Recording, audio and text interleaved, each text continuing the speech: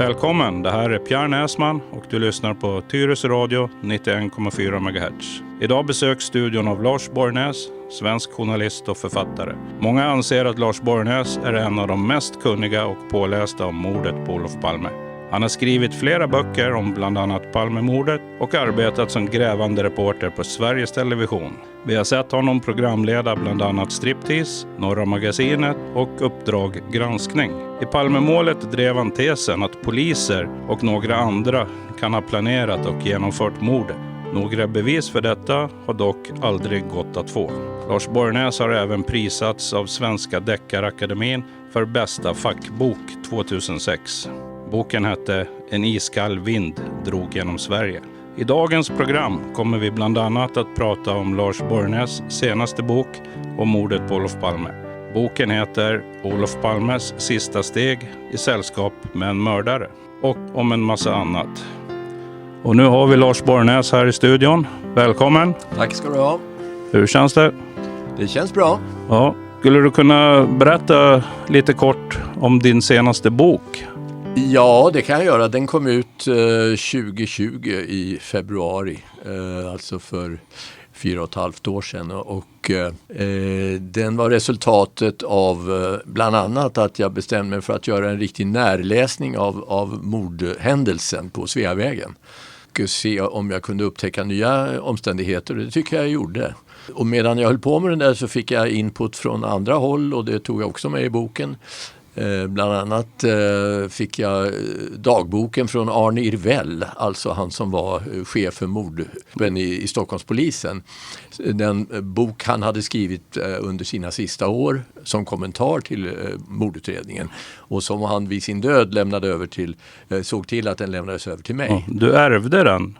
Kan man säga att jag gjorde, för att han hade sett mig i något av de här programmen på Norra Magasinet på 90-talet och tyckte att jag gjorde ett gott intryck. Jag hade också träffat honom ett par gånger, och han tyckte att han kunde med gott samvete lämna över de här anteckningarna som han inte hade pratat om med några andra. Så det var också en del jag tog med i den här senaste boken. Men vad fann du i arvet efter Arne Irvell?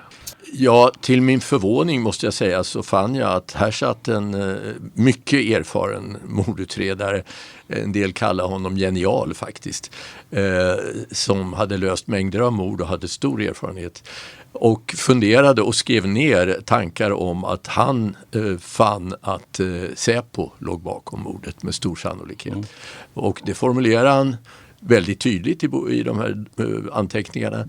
Och han preciserade också vilka personer han menade kunde vara upphovsmännen till detta, och vad motivet skulle det vara, och vad det var som pekade på Säpo som anstiftare och möjligen också utförare av mordet. Och det var ju väldigt intressant och som sagt överraskande. Jag visste inte alls om att han hade sådana tankar. Det jag känner till och det jag har hört om Arne Irvell, det var att han kände sig överkörd av Hans Holmér och när Palme hade skjutit, så att ingen hörde av sig till han. I högsta grad. Att han hamnade utanför på en gång. Det var första gången på många år som han inte väcktes när det skedde ett mord i Stockholms stad eller i Stockholmsområdet, eftersom han var den som var naturlig att kontakta. Och i det här fallet, när statsministern sköts mitt i stan, så ringde man inte upp honom, utan han fick reda på det genom att hans fru kom in med tidningen på morgonen. Och det stod att Palme var skjuten, och han blev oerhört upprörd.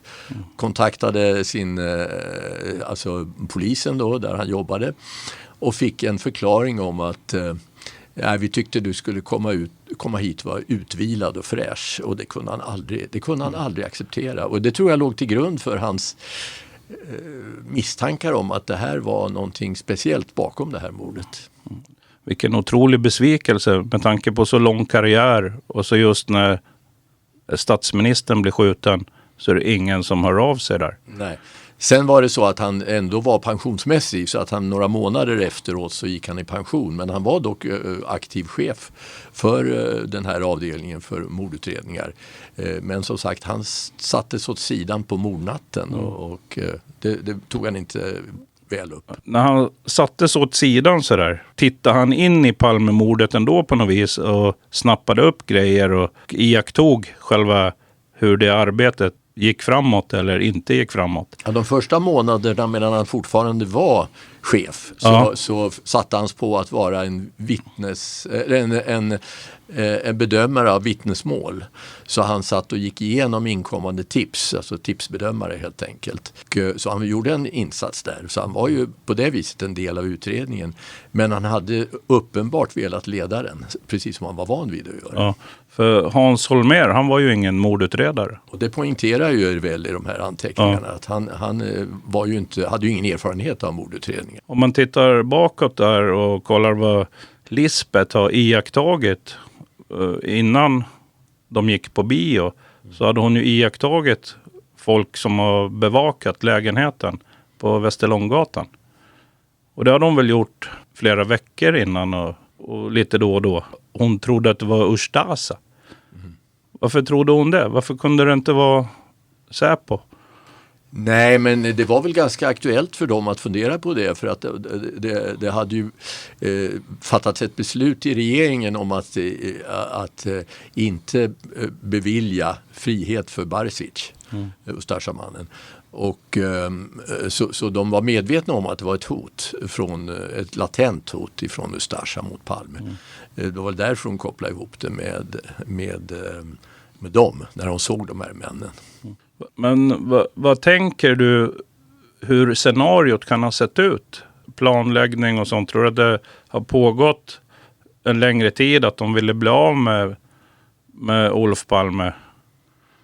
Och att det här blev ett tillfälle? Tror du att de hade förföljt Lisbeth och Olof ifrån Västerlånggatan till bion och även agerat som grandmännen och sen bestämt sig att efter bion gör vi det? Eller hur ser ditt scenario ut? Ja, alltså, jag ska ju akta mig för att ha någon tro på vad som har hänt. Jag vet bara vad som finns som anmält som iakttagelser och som kan eller inte kan ha betydelse för fallet.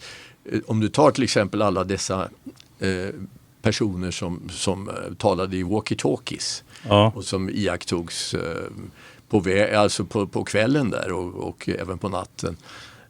Mängder av sådana iakttagelser. Det var faktiskt en av de första sakerna jag kom in på när jag började ta upp det här i min journalistik. Jag var då på radion, alltså kanalen. Så var det ju uppenbart att det skulle kunna tyda på att det var flera inblandade, att man hade en form av övervakning av Palme. Och därför ägnar jag mig en hel del åt de sakerna de första åren. Och det kom in också tips ifrån folk som hade hört av sig om walkie-talkie-iakttagelser men inte blivit tagna på allvar som de tyckte. Och den där frågan om walkie-talkies den blev ju ett tag väldigt brännande, därför att det är ju ändå ganska anmärkningsvärt. Walkie-talkie-iakttagelser kan ju vara det som avgör att det är flera inblandade i det hela. Så att det borde ju polisen vara intresserad av. Till det kommer att, vilket vi inte visste då men har fått veta först på senare år, att inom Säpo gjordes det efter bara några veckor en utredning internt om frågan om Palme hade varit övervakad före mordet och på kvällen. Och under en kommissarie Bert Melén. Och han och en grupp utredde alla tips som fanns om walkie-talkies och eventuell övervakning. Och kom fram till att det var sannolikt så. Att Palme var övervakad dagarna före och under själva mordkvällen av okända män som pratade i radioapparat. Alltså vet man hur många det var som hade iakttagit honom? Eller hur många vittnesuppgifter? Är det från olika ställen? Eller är det från Gamla stan och Sveavägen bara? Eller? Mängder av platser, både Gamla stan, inne city och runt Grand. Och det var alltså ett stort antal, jag vet inte hur många de tog, det kan ha varit över 50 i varje fall iakttagelser. Och deras slutsats då att det här sannolikt tydde på en övervakning, den sammanfattar de i en rapport. Men den rapporten togs inte på allvar av Palmeutredningen och Holmér. Den hemligstämplades. Och till och med senare under utredningen, när man börjar inrikta sig på en ensam gärningsman under Hans Ölvebro då, som ledde utredningen efter några år, så hade man ingen kännedom förmodligen om den där rapporten. Eller också mörkade man den. Så den gömdes undan på en gång alltså? Ja, så vitt jag vet så har den aldrig kommit fram. Och den har varit känd av en ytterst liten krets. Mm. Men kan det ha varit den här Barbro-gruppen som övade tillsammans med FRO? Det kan ha varit de eller andra grupperingar. Då. För walkie-talkies har man ju bara om man är flera. Så det betyder en gruppering. Och det betyder att om de har med mordet att göra, så är det inte en ensam gärningsman.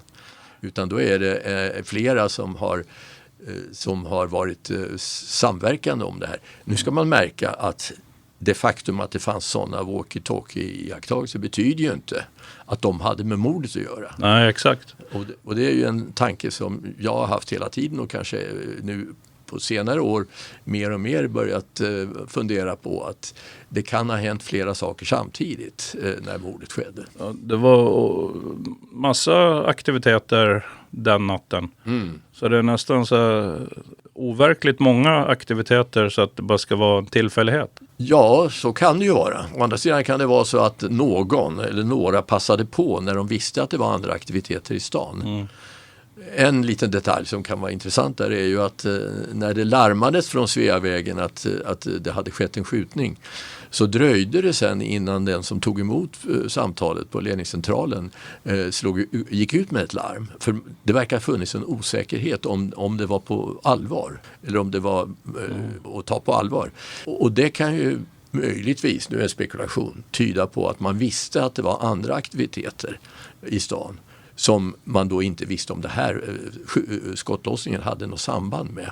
Men det är bara en gissning, men det skulle kunna vara en förklaring till den här märkliga omständigheten att det dröjde så länge innan larmet gick ut. Ja, och det var ju liksom att Sverige togs på sängen där, att har du verkligen ett statsministermord? Alla så också liksom att du kom fram till, har jag sett i något av de här YouTube-klippen, att Säpo fick något företräde till ledningscentralen eller tillgång till någon information. Men det var inte på mordnatten. Var det senare eller? Nej, det var på mordnatten och där har ju framförallt bröderna Poutiainen i sin Precis, det var det du sa där. Inuti labyrinten visat att Säpo-personal kom till polisens ledningscentral ganska tidigt efter mordet hade hänt och verkade ta över rapporteringsrättigheten, alltså att bli rapporterade till. Det var ju åtminstone en polis som kom in med en rapport som blev hänvisad till just Säpo-personalen där. Så det verkar som om de tog väldigt tidigt plats i utredningen så att säga. Vilket de sen förnekade att de var där. De sa att de inte alls kom så tidigt. Och det finns ju så många märkligheter i den här historien. Man tycker ju att en polisutredning ska inte ha så många märkligheter och frågetecken. Nej. Och normalt i mordutredningar och andra brottsutredningar så finns det ju inte sådana frågetecken. Nej. Jag tänker så på alla tillfälligheter liksom. Om det nu är flera olika grupperingar som är ute och har olika projekt eller vad man ska kalla det för. Och så ska det helt plötsligt bara dyka upp en galen gärningsman och göra allt själv. Dribbla sig in och så pang och så försvinna. Det är osannolikt i min värld. Jag känner mer att det måste vara mer organiserat eller att någon i alla fall har haft övervakning. Ja, så för att övervakning kan vi nog inte komma ifrån att det har varit. Ja. Det säger ju den där utredningen. Sen att du säger att någon galning skulle kommit in, så vill jag säga att en ensam gärningsman behöver inte vara en galning. Nej. Det kan vara en väldigt rationell person. Det kan till exempel vara en gärningsman som har alla de egenskaper som krävs av Palmes mördare. Och vi kommer in på det. Vad är det som krävs av Palmes mördare? Ja, precis. Men jag menar bara, han behöver inte vara galen. Nej. Men det är galet att skjuta statsministern, om man säger så. Det finns säkert flera personer som kan ha de egenskaperna och kunna göra det. Men det är svårt att göra utan information. Just det, och där då kommer vi närmare mordplatsen för att en ensam gärningsman, om det nu är en sådan, kan vara måste ha ett väldigt starkt motiv för att göra det. Sen kan han av slumpen ha träffat på Palme, ungefär som det har påståtts nu i den senaste boken här om Christer A, som han kallas. Att han stöter på honom av en slump, hatar honom hjärtligt och hämtar sitt vapen och går och skjuter honom. Det är ju inte osannolikt, men jag tror inte. Nej, jag tror inte det heller. Nej. Men det kan också vara som du antyder, som jag lutar starkt emot, att det var en person som hade motiv själv eller av den grupp han tillhörde att skjuta Palme och som fick information om var Palme skulle befinna sig. Det finns omständigheter kring mordplatsen och mordet som tyder på det. Om vi går till några sådana detaljer så är det ju att mördaren som sköt Olof Palme tycks inte vara det minsta orolig för att det ska finnas Säpo-folk i närheten. Livvakter eller andra.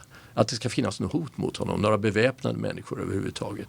Av det sättet han uppträder när han har skjutit, han för undan vapnet genast innanför sin rock och han beger sig med fria händer in på en mörk gata. Han verkar inte ha haft någon rädsla för att Säpo eller något annat hot skulle finnas i närheten. Och det tror jag inte stämmer, som jag bedömer, med en, om du kallar det för en ensam galning som tillfälligtvis skjuter Palme bärande på ett oresonligt hat. Han skulle visa ett helt annat uppträdande efter det att han har gjort det. Han har äntligen fått göra det som han har känt så starkt för. Han skulle få en flod av känslor och han skulle visa med sitt uppträdande, kanske inte före men efter skotten har avlossats, att han nu är befriad från det här. Som att han har uppnått. När det har sjunkit in så medför det ett annat beteende. Ja, och redan där skulle jag säga att han sannolikt skulle visa om inte bara en oro för att det skulle finnas ett hot i närheten av honom, utan också att han känner en befrielse, att han just får en känslomässig reaktion. Det är ändå inte en liten sak att skjuta en människa i ryggen. Speciellt om man aldrig har gjort det.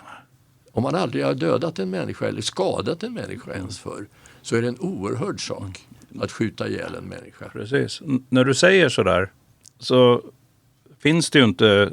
Då kanske man får dra ihop påsen lite. Då kanske det inte finns så många som har de egenskaperna.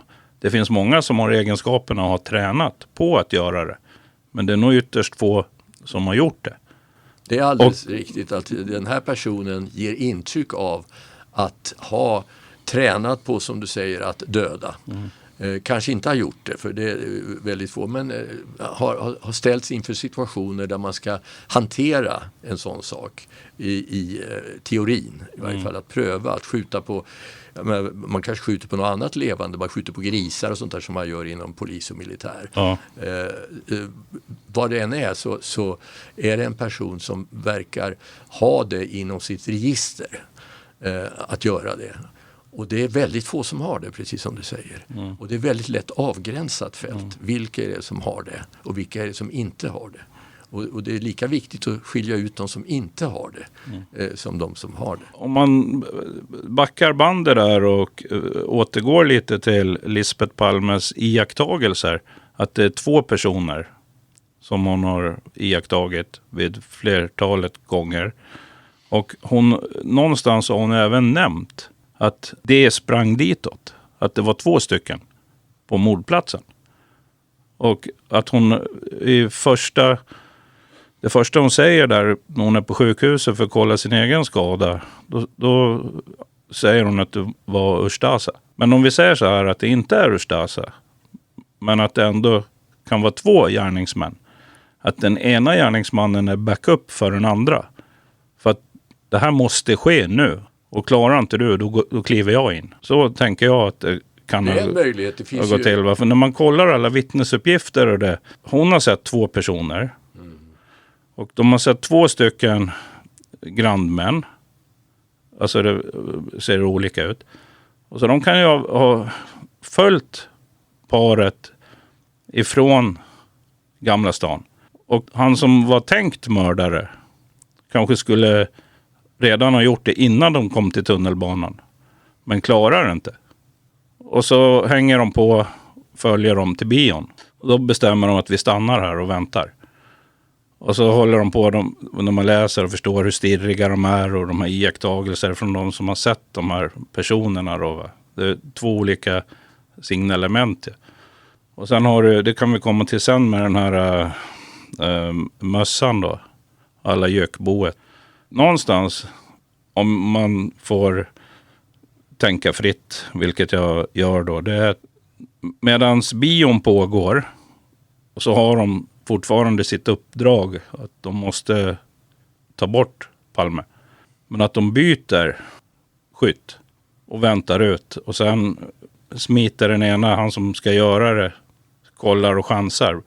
De måste ju ha chansat, veta hur och vart och kommit till Tunnelgatan där med de här portarna och det, va. Jag tänker där Björkman stod i en port. Jag bara tänker det måste ha varit kort med förberedelsetid. För sen går ju de här skotten av. Ja, alltså det förutsätter ju då, om jag ska upprepa det, att förutsätter att man inte visste att Palme skulle komma till mordplatsen. Och det menar jag inte är givet. Det scenario du skissar på nu, det bygger på ett antal antaganden som alla scenarier gör. Men det är inte det jag delar riktigt. Utan, och det finns flera delar där som jag lite har en annan syn på. Till exempel att personerna som sågs utanför Grand när bion pågick och i anslutning till den så kallas grandmännen, de ger inte alls samma intryck av att uppträda försiktigt eller kamouflerat som mördaren gör. Mördaren är ju inte alls någon som väcker uppseende, utan han är ju oerhört anonym där han står på mordplatsen och närmar sig paret Palme och sen försvinner fullständigt osedd, kan man säga, för att det var visserligen 20 personer runt omkring i bilar och på trottoaren som hörde skotten och såg honom springa iväg. Men ingen kunde beskriva ansiktet. Och inte ens Inge Morelius som satt tvärs över gatan i sin bil kunde beskriva ansiktet på den här mannen som han påstår sig ha sett under ganska lång tid. Och det betyder att det här var en man som var väl kamouflerad. Inte det att han var klädd på något sätt med ansiktet täckt eller så, utan han visste hur han ska bete sig för att inte väcka uppmärksamhet. Medan grannmännen var precis tvärtom. De väckte all möjlig uppmärksamhet. De iakttogs av mängder av personer. De föreföll stirriga och så vidare. Så det stämmer inte ihop för mig. Att grannmännen skulle vara inblandade i mordet. De kan ha varit det, men det stämmer inte för mig. Och dessutom tycker jag inte det finns någon stark bevisning för att mördaren då, eller mördarna som du menar, skulle ha följt med paret Palme från bion till mordplatsen. Det finns inga hårda bevis för detta. Det finns spridda iakttagelser av någon som har förföljt dem, men ingenting som binder ihop det. Så jag vill nog inte ansluta till ditt scenario där. Den här mannen som sköt Palme hade helt andra egenskaper, skulle jag vilja säga, än den som stod och nervöst väntade och vaggade fram och tillbaka utanför bion. Det här var en person med av en helt annan kaliber, som polisen brukar uttrycka det. Och den kalibern är väldigt speciell på en person som vi var inne på förut. Det är en person som vet hur han ska bete sig för att inte väcka uppmärksamhet. Hur han ska liksom smälta in i omgivningen både före skotten och efter skotten. Det är helt fantastiskt sättet han bara upplöses när han har skjutit. Han har ändå skjutit 2 skott, dödat en människa och omedelbart, alltså bara en halv sekund eller en sekund efteråt har han vridit på klacken, stoppat in vapnet och börjat ge sig av därifrån utan att springa i panik. Han joggar iväg för att det inte ska väcka uppmärksamhet. Ingen ser vapnet i hans hand. Han kunde vara ett vittne som vem som helst. Det är alltså helt motsatt vad en vanlig person skulle göra, som de som nu har tagits fram av olika journalister och pekats på. Ja, men jag köper ditt tänk där, men ditt tänk, det gör att allting går väldigt fort. Jag tänker på det scenariot att de ska ha samtalat, va? Så att jag menar ju på det att Lisbeth Palme var ju närmast. Hon måste ju ha sett hur han såg ut. Absolut. Så jag tror ju att Lisbeth, hon satt då när hon levde på lösningen. Om det är någon hon har träffat förut, någon de har sett, haft någon slags relation till utan att egentligen känna dem. Och så vill den personen prata med dem. Men de vill inte och vänder på klackarna och går. Det där tar jag ju upp i min senaste bok då. Det är en viktig punkt. Jag fokuserar ju en hel del på Lisbeth Palme.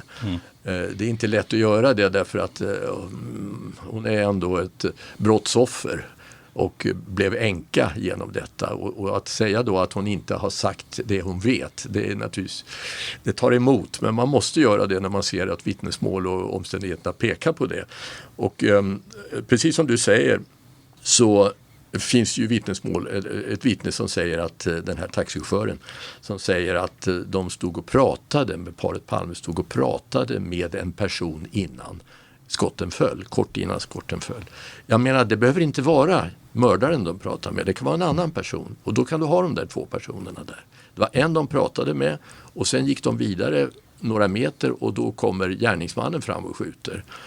Och det kan förklara varför Lisbeth Palme först, som hon har sagt i sina förhör, inte visste varifrån skotten kom. Hon tittade längre bort och såg en person som stod längre bort än vad mördaren var. Det vill säga, hon kan också ha upplevt det som att det fanns två alternativ för henne. Och jag går längre ändå och säger att det alternativ som var det sanna, nämligen att det var den närmaste personen som var gärningsmannen som ju bara stod någon meter ifrån henne. Den kunde hon inte tänka sig skulle skjuta. Men hon kan mycket väl ha känt till vem man var och haft en förväntan på att det inte skulle vara farligt med honom. Det har flera saker som kan peka på det. Och en sån är ju att gärningsmannen gick ju de sista metrarna gick väldigt tätt upp på Palme, bredvid Olof Palme. Och till och med la handen på hans axel som vittnet Björkman bakom då vittnar om som en oerhört viktig uppgift tycker jag, men som polisen bortsåg från. Och lägger handen på axeln på Palme och så smäller det. Och då finns mycket att läsa ut av det tycker jag. Ja, vänsterhänt. Det kommer jag till strax. Men ett annat är att hur kan Palme tillåta att han är så nära så han kan lägga handen på hans axel. Och det kan vara att han var inget hot. Han var inget hot för Palme. Han kände till honom, kände till vem han var eller han hade presenterat sig på något sätt. Oavsett, Palme var inte rädd för honom. Det andra är att högerhanden la han på axeln på Palme och så small det. Då måste ju vapnet vara i vänster hand. Och det är ju en grej som jag också skrev om i boken men som inte har slagit igenom. Jag har frågat en senior Palmeutredare för några år sedan, vad kom ni fram till när det gäller vilken hand gärningsmannen höll vapnet i? Och då sa han, jag kommer inte ihåg det, sa han då. Och för mig var det väldigt konstigt att man inte, för det är ju en oerhört viktig omständighet. Var han vänsterhänt så kan du plötsligt ta bort väldigt många människor. Dig och mig till exempel, tror jag. Sen finns det människor som kan skjuta med båda händerna. Ambidextriska som det kallas. Som tränar på det. Till och med. Folk i skytteklubbar eller poliser, militärer, säkerhetspoliser och så vidare. De måste kunna skjuta med båda händerna för att parera olika situationer i olika hörn. Man kallar det för att träna svaghanden. Ifall att man blir skjuten eller skadad i den starka handen. Exakt, och det gör att om man ska skjuta någon på det här viset som Palme så kan du i sista stund välja vilken hand du ska ha vapnet i.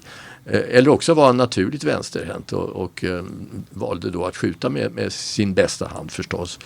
Och det där tar jag upp i min bok då, Olof Palmes sista steg, och jag tycker jag för en bevisning där som, alltså visserligen inte 100% för det finns vittnen som säger att han höll vapnet i höger hand.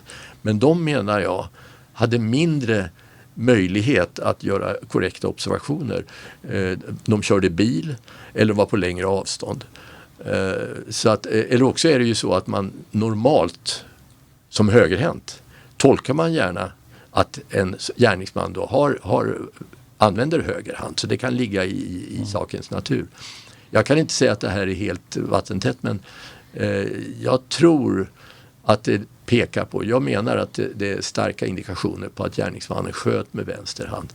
Och det märkliga är ju också att han sköt först mot Lisbeth Palme och sen Olof. Ja, du får berätta. Jo, och det där går jag igenom ganska noga i den här boken, och jag tycker också det är en viktig upptäckt, om du kallar det. Det kanske låter förmätet, men jag tycker faktiskt det.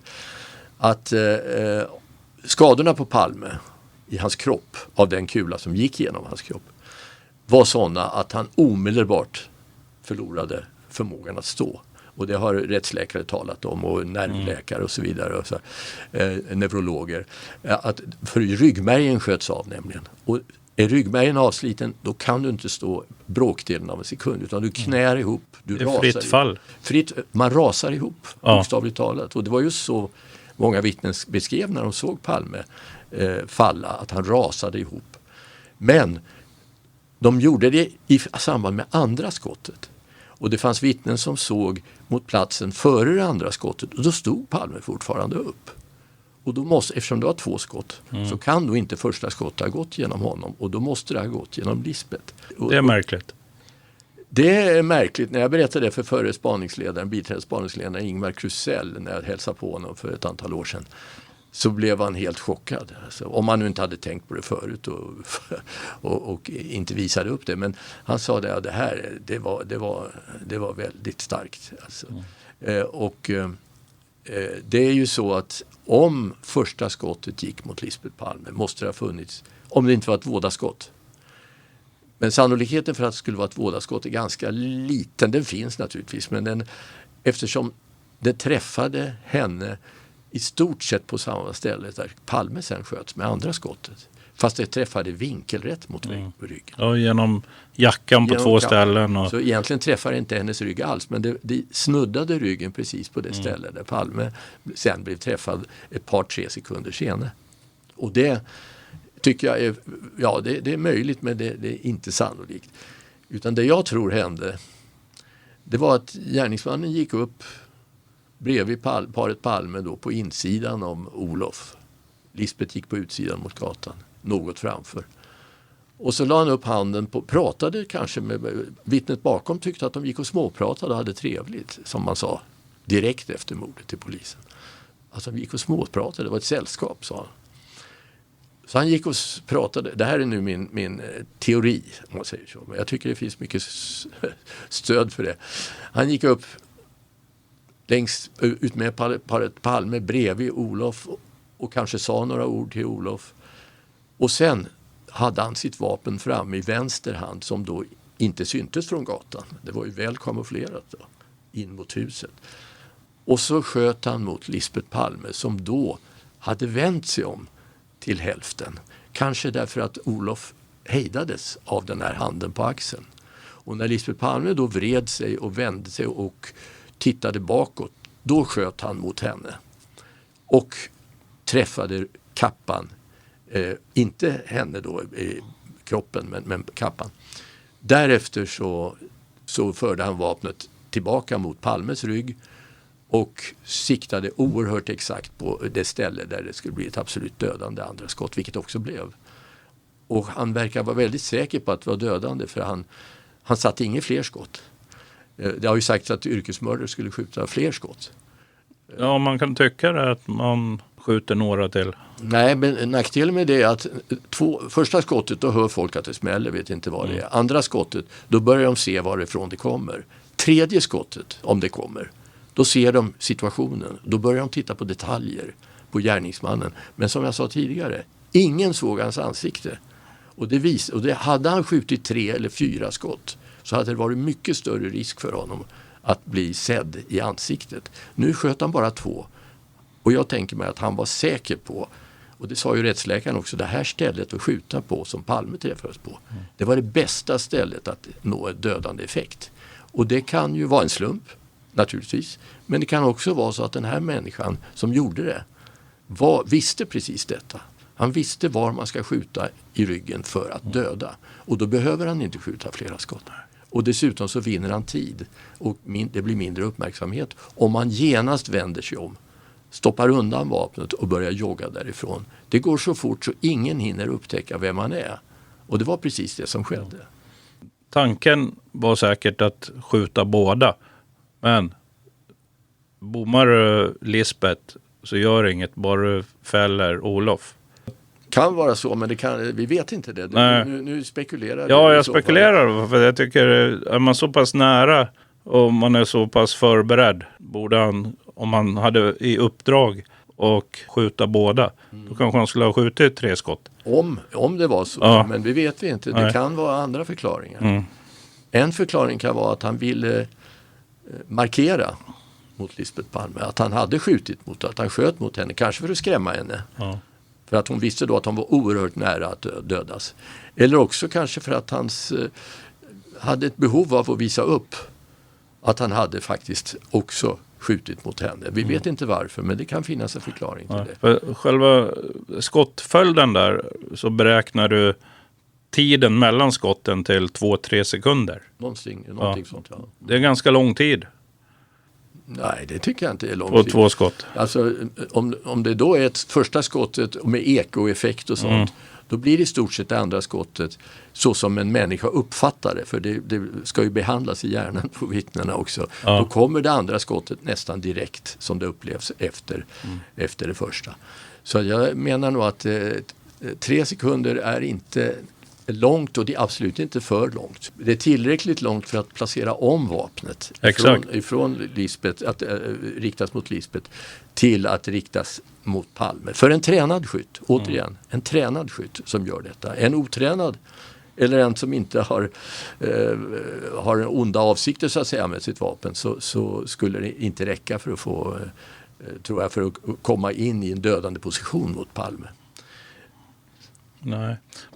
Alltså, tror du att Palme har hunnit ta ett steg då på de här 2 sekunderna eller 3 sekunderna, så att de här vinklarna som man pratar om, han har hunnit sträcka ut armen lite, eller tror du att det var ett påsittande? Annars blir det så här nära med böjd arm.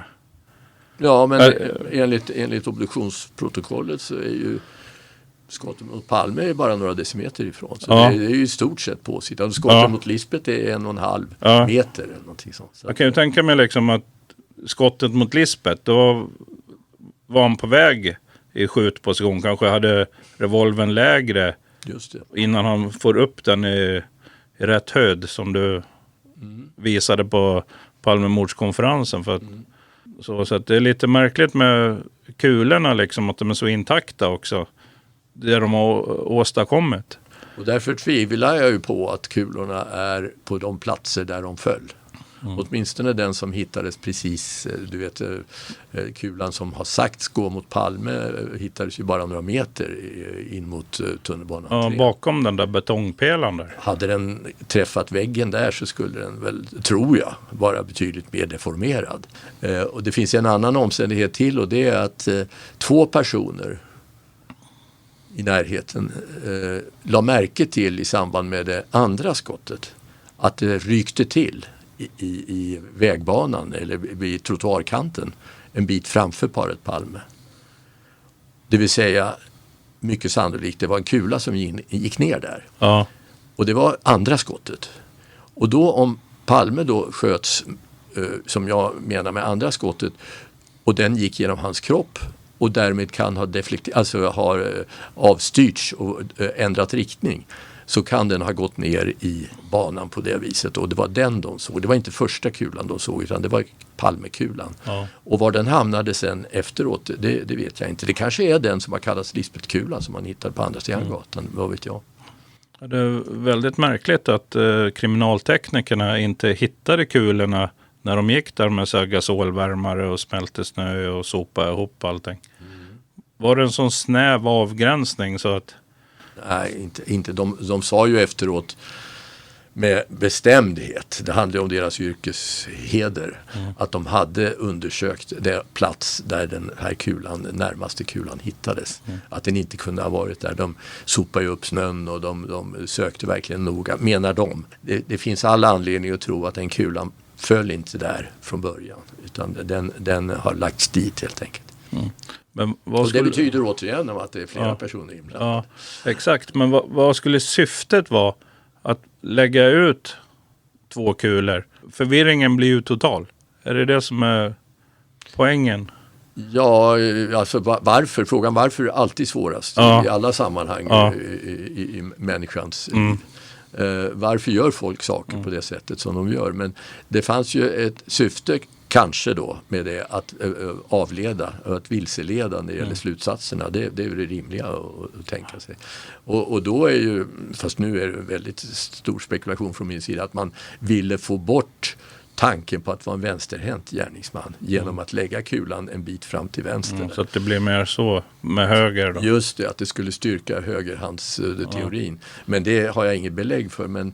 Men det fick ju den effekten att om kulan låg där från, verkligen, eller hamnade där från början, då är det svårare att försvara vänsterhandsvarianten. Vad tänker du om de här första nyheterna som kom ut, att det var 3 skott, att han blev skjuten i bröstet och det?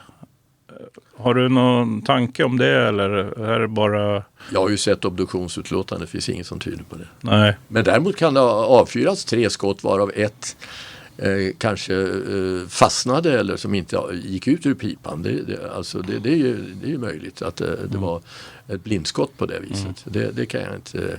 Men det är inte, de flesta har ju hört 2 smällar. Någon har hört 1 smäll, men de flesta har hört 2 smällar. Och sen att det lät som Kina-puffar liksom. Det är också intressant, för det skulle kunna tyda på att det var en kula som inte var i sin originalpatron, utan att man har laddat om den alltså med lägre krutsamling, krutmängd. Av vilket skäl vet jag inte, men det där ägnar jag ju ett inslag i tv på Striptease. Ja, just det. För att Palmeutredningens expert sa då att nej, men laddar du om kulan så får den inte alls samma kraft. Vilket jag provsköt, och det fick i stort sett precis samma kraft, och det blev han överraskad över. Så, Jag har det här, vill du höra det och så kan vi kommentera det? Nej, du kan spela upp det sen, men så var det ju att... det är helt fascinerande hur blev tagen där, va? När du berättar så säger han ju först att det går inte. Det går inte. Och sen säger du, det har vi gjort. Ja, så har ni gjort det? Jo, då kan, det är möjligt att det går, va, men och så här med tändhatten och det också, va? Precis. Och när jag talade med vapenexperter för dem var det inget konstigt alls. Nej. De menar att alla vapenkunniga, vapenskickliga personer har möjlighet att göra det om man skaffar den enkla utrustningen som behövs. Så att det där var bara en gissning från hans sida, men den tror jag styrdes av, och vilket han också sa, sånt där sysslar man inte med, omladdning av kulor och så, i de kretsar vi letar ibland. Så, och då frågar jag, vilka kretsar letar ni ibland? Ja, det finns ju en person som vi vet ju vem som har skjutit Palme. Ja, precis. Christer Pettersson. Vem är det? Ja, Christer Pettersson. Jaha, så ni tror att det är Christer Pettersson? Ja, han är ju dömd för det, säger han. Och då var han ju frikänd. Ja, det är så dåligt. Ja, dåligt. Men om den kompetensen har styrt utredningen, då är det ju bedrövligt. Det är så dåligt så det... Ja. Men där får du väl låta försvara sig. Nej. Jag ska vara snäll mot honom. Men det man ser genom det han säger, det är deras oerfarenhet av den här typen av grejer. Okej, de kan testskjuta vapen och grejer och så. De är säkert jättebra på att klocka kulorna och sådär, va? Men just det här med laddning, det är ingenting som de någonsin har behövt göra säkert. Nej, därför att de såg det här precis som bara vanligt gatuvåld. Just så som man nu vill få så tro att det var en ensam galning som gjorde. Och då är det klart man inte tänker sig så särskilt sofistikerade metoder heller. Nej. Och det var också så Palmeutredarna tänkte när de utredde det, vilket är ju ett kardinalfel naturligtvis. Jag vet inte, du kanske känner till att jag var med och hittade Kets Falk och Lena Grenzi i den här bilen upp och ner i Hammarbykanalen. Jag hörde det, ja. Och då som värnpliktig, då var ju Vincent Lange där och jag tror även att Arne Irvell var med här. Men som tack för hjälpen så blev alla vi mindykare inbjudna till Vincent Lange på visning och se på olika så här mordärenden och sånt som de har löst.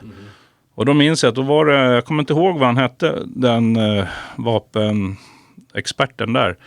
Men han berättade då att När man skjuter en pistol, då flyger ut en tomhylsa. Och slagstiftet som slår till tomhylsan, den har ju som ett fingeravtryck. Det gör ju liksom en speciell lite bula där bak. Och själva utkastan som drar ut hylsan, där får du ju som fingeravtryck som man kan härleda en tomhylsa till en specifik pistol. Det går liksom inte att ta fel på. Men just det som händer när man skjuter med en revolver, det är ju att tomhylsorna sitter kvar i trumman. Du får ju bara en kula. Och det gör det nästintill omöjligt att härleda till, som du påvisade även i Striptease, att han kunde ju inte se om det var en 38 eller en 357 kulan kom ifrån. Nej, därför att de har samma egenskaper in i pipan. Alltså. Ja. Och de ger samma spår på kulan. Och jag var ju över i USA och pratade med erfarna vapenexperter där som ju utredde många vapenbrott i väldigt många i USA. Och den jag talade med där som ledde en institution där, han sa att om vi hittar en kula av det här slaget som i Palmefallet, då letar vi både efter 38 special och 357 Magnum. Och i här så begränsar man sig bara till 357 Magnum. Och dessutom provskjutningen bestämde man sig för att bara göra i Stockholm, så det var ytterligare en begränsning. Men just att det har spridits den tron att det måste vara en Smith & Wesson 357, det är obevisat. Det kan vara så, men det kan vara på ett annat sätt också. Ja, det är verkligen konstigt liksom, när det finns hur många olika fabrikat och märken som helst som har typ samma piper, 357 och 38. Återigen måste man fråga sig, dessa erfarna ändå som många av dem var poliser i Palmeutredningen, varför gjorde man det? Varför gjorde man dessa misstag? Holmér kan man ju förstå, för han var ju inte tekniskt kunnig, han var ju inte någon mordutredare. Men alla dessa som var med i utredningen åren efter när Holmér hade fått ge sig av så att säga. Varför sitter Sonny Björk och säger att han tror att det måste vara på ett visst sätt för att Christer Pettersson är den misstänkte? Det där är samma misstag som nu den här debatten som har blivit om gärningsmannaprofilen, som har kommit upp nu efter den här boken, sista boken om mordet på Olof Palme, som bygger mycket på gärningsmannaprofilen. Och där den gärningsmannaprofilen som är en analys av hur mördaren uppträdde på mordplatsen, en psykologisk analys. Vad visar han för beteende? Vad visar han för tecken på att ha egenskaper som man kan utläsa? En sån gärningsmannaprofil gjordes på Palmemordet. Det var första mordet man hade gjort det på Lasermannen tidigare, men man gjorde det på Palmemordet. Men de som gjorde den profilen, de visste ju att Christer Pettersson var misstänkt. Och den här profilen kom väldigt mycket att styra in på egenskaper som var väldigt lika Christer Pettersson. Och när jag var över i USA och pratade med experterna på gärningsmannaprofilering, de allra främsta där, så sa de att vad man inte får göra är att göra en sån här profil när det finns en misstänkt. Just med risken på att den styr snett. Att man styr in på det man vill tro och det man misstänker. Då kan man inte göra en gärningsmannaprofil. Då är liksom det inte ett användbart verktyg. Ändå gjorde man det här och trodde dessutom att det gav bevis för en ensam gärningsman. Men då hade man tagit bort mängder av uppgifter från mordplatsen och kring den som pekade på att ett alternativ. Det var flera inblandade, eller att det var en som vi har talat om, en erfaren person som gjorde det. En kunnig, inte en yrkesmördare. För det behöver inte vara antingen en yrkesmördare eller en ensam galning. Det finns mängder av mellanting som vi har varit inne på också. Folk som är tränade för att skjuta och kanske också döda. Men som inte är som alltså inte är ensamma galningar då på det viset, men som har antingen ett uppdrag eller på eget bevåg begår ett sånt här brott. Då tänker jag lite på så här, motivet till mordet. Har du hittat något som du tror på där? Är det Moskva-resan eller? Det har ju varit det väldigt länge, motivet för min del, därför att det var ju Det var som de här gärningsmannaprofilexperterna i USA sa, att om man inte kan utläsa tillräckligt mycket från mordplatsen, om det har gått för snabbt till exempel, som det inte finns så många tecken, då måste man gå och se på offret, offerkunskap. Vad finns det kring offret som kan peka på vilken typ av motiv det finns och vilken typ av gärningsman det är. Och det var i högsta grad fallet här. Här var det väldigt snabbt skeende som vi var inne på nyss. Väldigt lite det enda som återstår av mördaren är egentligen de 2 kulorna. Som dessutom vi inte vet om de var på rätt plats. Men när man nu inte har det så måste man se vad var omständigheterna kring offret, alltså Palme vid det här tillfället. Och då var ju han en högst kontroversiell politiker som hade mängden med fiender. Allvarliga fiender verkligen. Du har nämnt Ustasja. Och det var ju en, men det fanns ju många andra. Och i Sverige, jag är benägen att tro att det här har en svensk förklaring, det här mordet. I Sverige var det ju det mest upphetsade stämningarna var ju på den sida som menade att Palme höll på att förråda Sverige. Och det var väldigt starka känslor. Väldigt starka, vi kan väl knappt tro idag. Alltså man utmålade Palme som en landsförrädare. Och sälja ut Sverige till Sovjet. Absolut, och det skrevs i tidningarna om detta. Det stod i artiklar om detta. Och det var, pressen tvekade inte att peka ut honom som opålitlig. Och de där känslorna fanns inte bara och kanske inte ens framförallt hos vanligt folk, utan hos till exempel Säkerhetspolisen och vissa poliskretsar inom militära underrättelsetjänsten, den militära sektorn. Där var det väldigt starka känslor och rädsla för vad Palme höll på med och vart det skulle ta Sverige. Och även utomlands fanns det ju sådana rädslor kring Palme. Så att det tycker jag har varit det starkaste motivet, den starkaste motivbilden som jag har kunnat se. Det kan finnas andra, det kan vara helt fel med det, men den utreddes aldrig. Den motivbilden av de första, i stort sett har den aldrig utretts. Men Olof Palmes dagbok, den blev hemligstämplad eller försvann, eller vad hände med den? Ja, den efter vad sägs lämnades ut till familjen. Det var ju vad Anders Helin, åklagaren, då sa till mig i en intervju. Den har lämnats ut till familjen, det vill säga Lisbeth Palme. Och de fick inte tillbaka den helt enkelt. Och den kan ju tänkas ha innehållit anteckningar av viss betydelse. Vilka han skulle träffa eller hur hans tankar var eller sådana saker. Men Helin sa att den fick de inte tillgång till. Och då frågade jag om det hade skadats utredningen och sa ja, det har det gjort. Vad är förklaringen till att man inte vill att polisen ska få titta i dagboken? Om det kan finnas viktiga saker. Där ser man återigen en sak. Om Lisbeth, hon måste ha sett gärningsmannen på brottsplatsen. Men hon berättar inte allt hon har sett. Och nu undanhåller de även Palmes dagbok. Ja, ungefär så. Alltså, vi talade ju om förut att de hade förmodligen enligt taxichaufförens vittnesmål ett kort samtal med en person innan. Och där var ju enligt uppgift då både Olof och Lisbeth Palme vända mot den här personen på trottoaren. Bara sekunderna innan sen det small. Och då måste ju Lisbeth givetvis ha uppfattat något av den situationen. Hört och sett den person de pratar med. Som inte behöver vara gärningsmannen. Men som ändå var en person hon har sett där precis före. Och som kan tänkas ha haft en stor betydelse för mordet. Och det nämner hon ju ingenting om. De säger ingenting om det. Och det där är ju, tycker jag, ger anledning att trots motståndet mot att börja misstänkliggöra henne, så man kan inte låta henne gå fri för granskning när det gäller vad hon har sagt och vad hon inte har sagt. Jämfört inte minst med vad andra har sagt. Hon var ju aldrig på plats och visade till exempel på mordplatsen i en rekonstruktion hur hon uppfattade att det gick till. Alla andra vittnen gjorde det, men inte hon.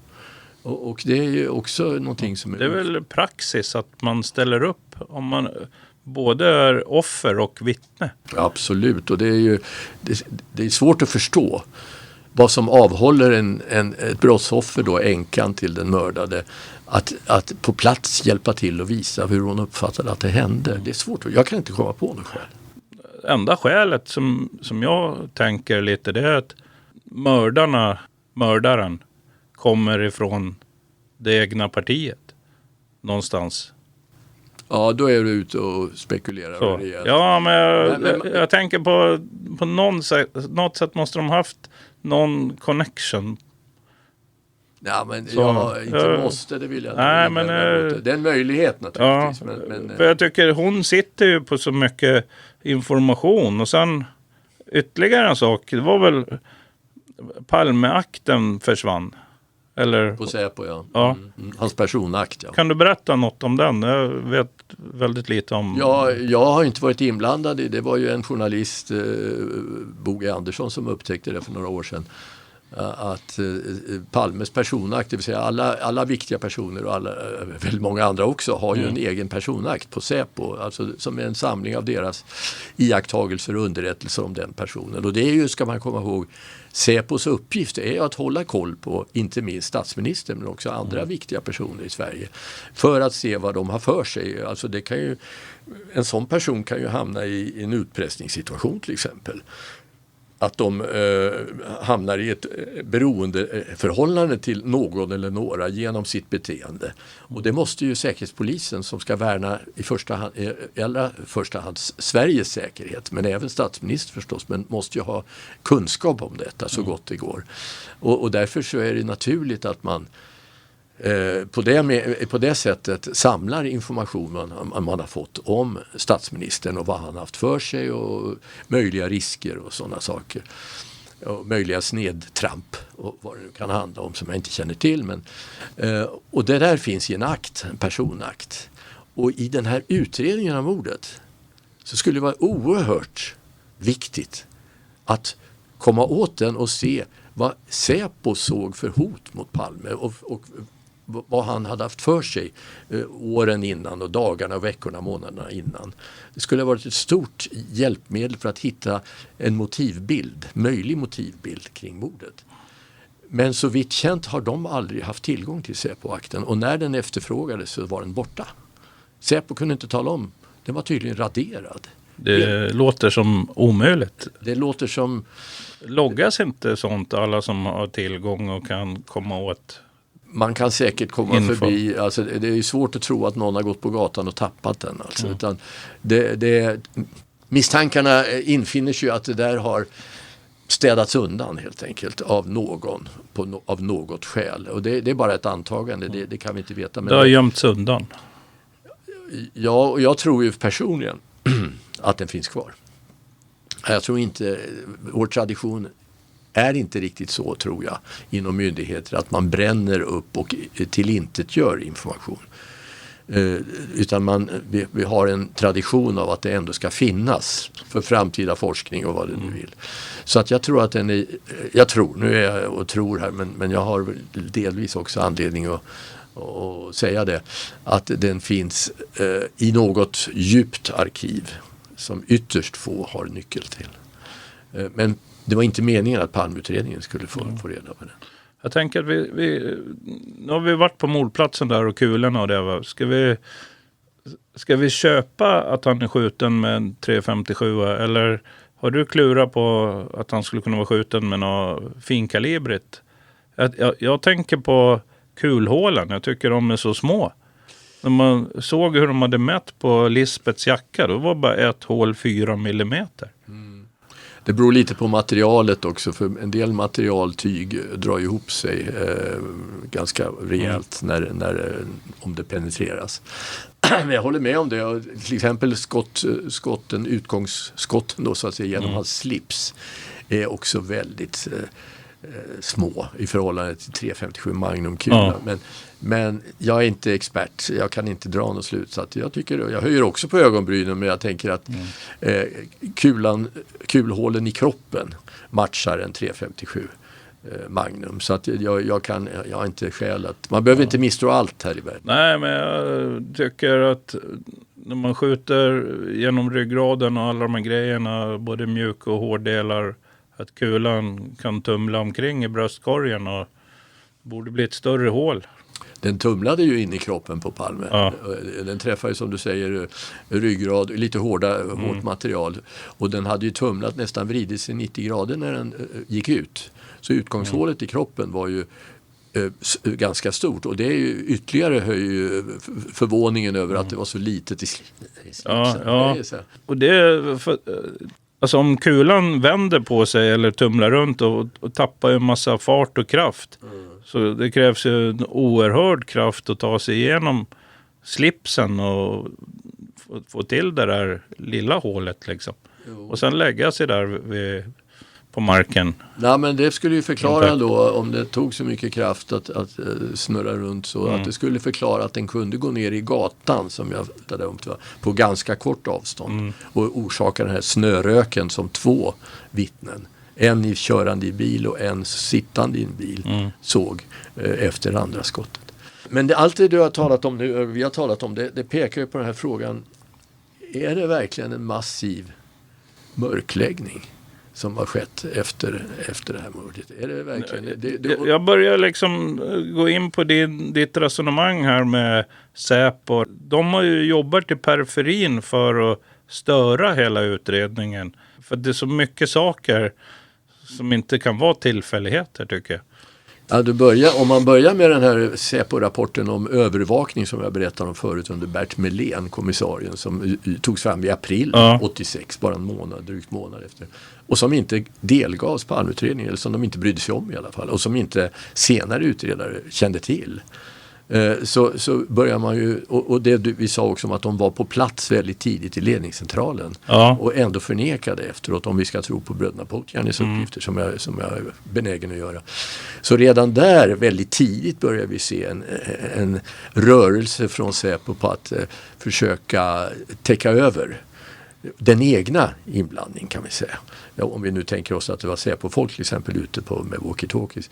Alltså, och det är ju en instinkt hos Säpo, en säkerhetspolis, att skydda sig själv i första hand. Händer det något sånt här och man tror att det kan vara en egen inblandning, så är det första prioriteten att se hur man kan begränsa skadan, hur man kan ta bort den information som pekar åt det hållet och hur man kan hitta bort förklaringar, och sen att man kan styra utredningen bort från sådana saker. Det har ju på senare år kommit fram uppgifter om att Säpo hade en operation ute, den så kallade Cosi fan tutte, som de nekade till i alla år och som inte Palmeutredarna fick veta.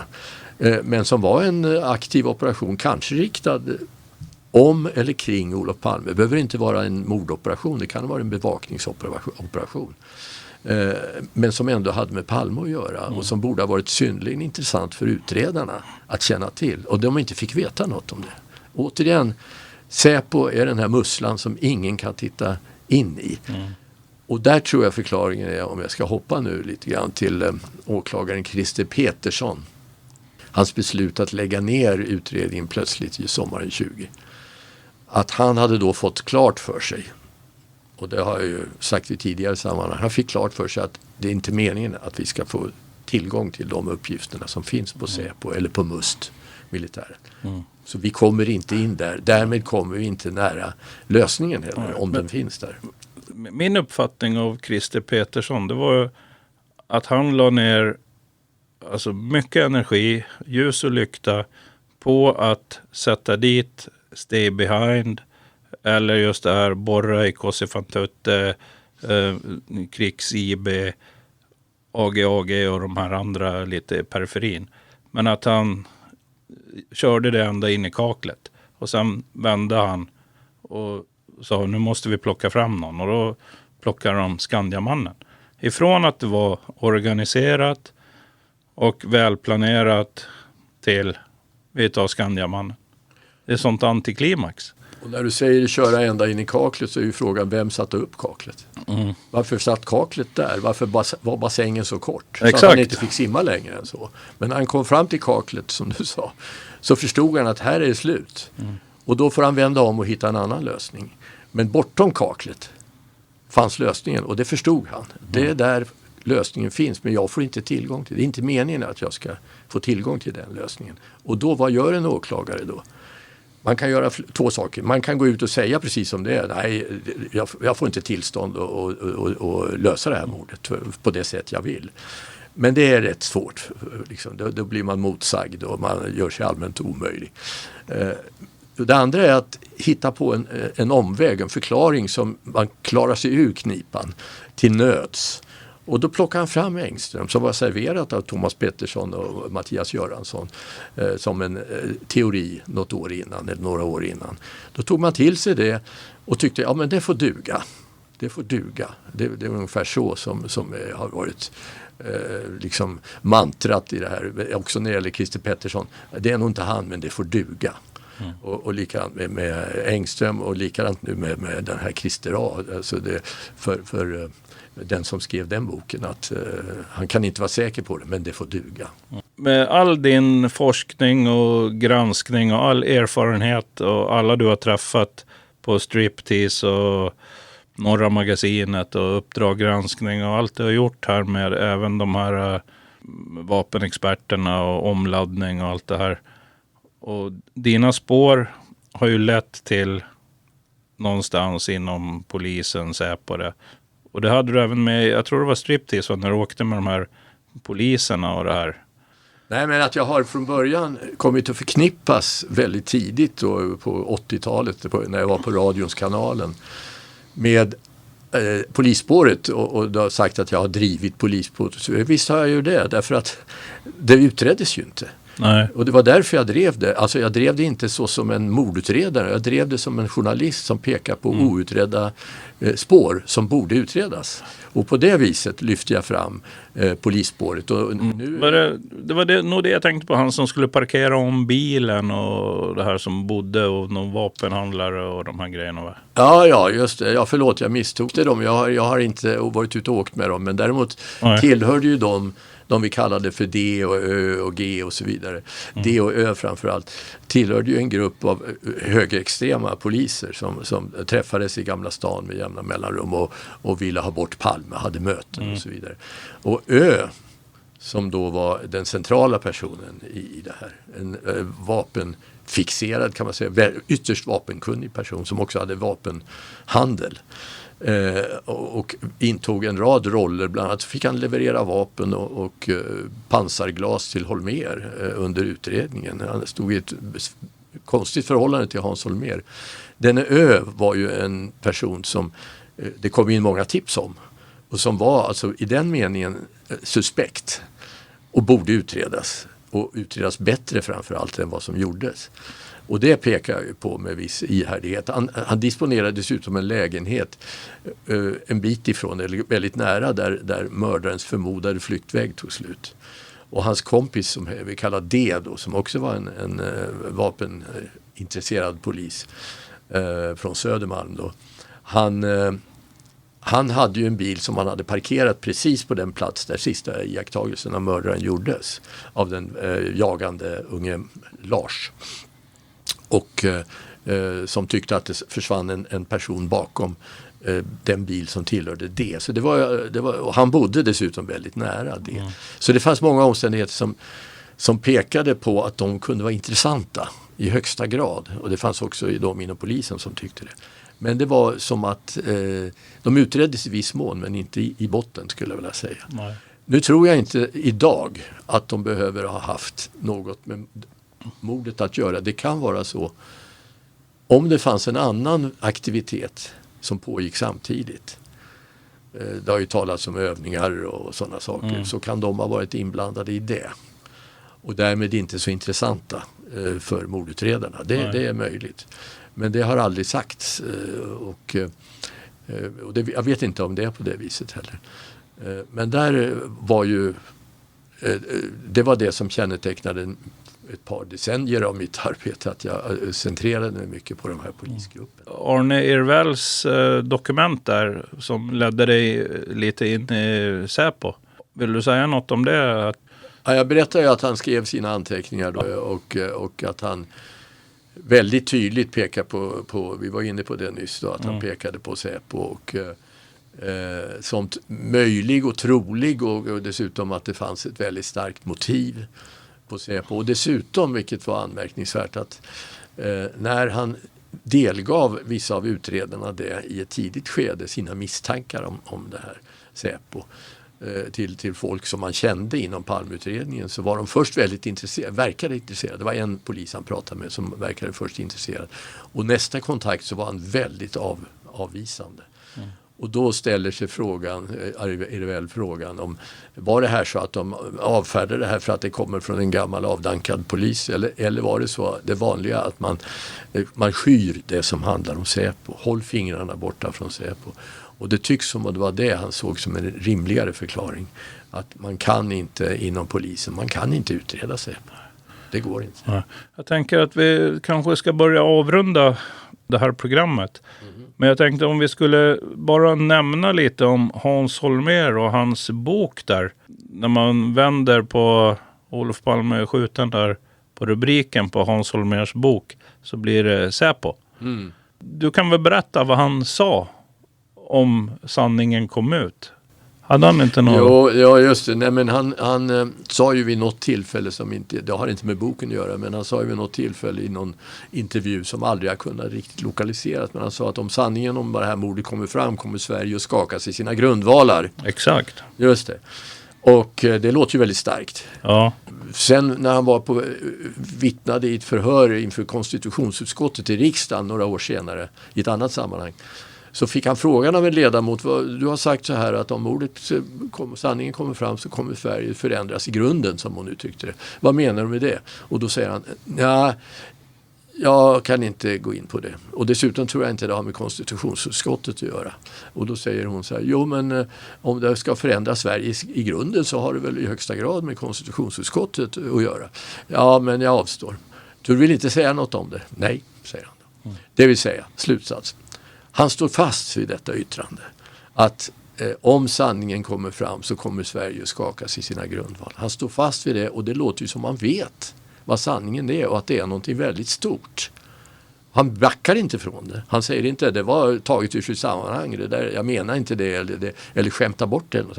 Han stod fast vid det men ville inte utveckla det. Och så det är för mig en indikation på att Holmér kände till eller trodde sig känna till bakgrunden till mordet. Och kanske också han visste mycket mer än vad han sa. Sen tillät jag mig det i samma sammanhang när jag berättade om det här i den här Palmemordskonferensen att peka på det kända faktum att hans bok som du nämnde, Olof Palme är skjuten, den första bokstaven i varje ord är O-P-Ä-S. Olof Palme är skjuten. Vänder du på den så blir det S-Ä-P-O. Och det kan man skratta åt och säga, ja men det där är väl ingenting. Men Holmér var nog en sån person, tror jag. Jag känner honom inte så väl, men som skulle vilja lämna ett budskap till omvärlden. Jäckande person. Som säger, jag vet, men ni vet inte. Jag känner till det här, men ni vet inte. Och ni kan aldrig visa att jag har sagt det heller. Så det betyder ju ingenting i sig, men då leder det fram till i stort sett första dagen efter mordet, när Holmér tog över mordutredningen. Gjorde han det på uppdrag då av Ingvar Carlsson, kan man väl säga, med syftet att lösa det? Eller gjorde han det med syftet att lösa det på ett sätt som inte skadade landet eller delar av landet? Det får vi aldrig veta. Ja, eller får vi det? Du ska inte vara så säker Nej. på det. Nej, vi kanske är mogna för sanningen nu. Tror jag i högsta grad. Ja. Jag vill ändå tillåta mig avslutningsvis att vara ganska optimistisk. Ja, jag med. Bra. Stort tack för att du kom och gästa studion. Tack ska du ha. Ja, tack.